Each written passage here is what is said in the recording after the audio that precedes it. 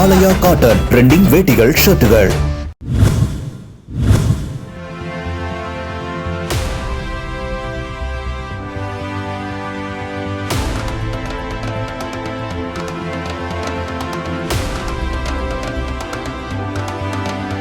வேளச்சேரி தொகுதி தமிழக வெற்றிக் கழகத்தின் வேட்பாளர் குமார் அந்த தொகுதிக்குட்பட்ட வார்டு 177 மற்றும் 178 வீடு வீடாக சென்று அக்கட்சியின் வாக்குறுதிகள் அடங்கிய துண்டு பிரசுரங்களை வழங்கி விசில் சின்னத்திற்கு வாக்கு சேகரித்தார். தாவேக தொண்டர்கள் மலர் தூவியும் மாலை அணிவித்தும் அவருக்கு வரவேற்பு அளித்தனர்.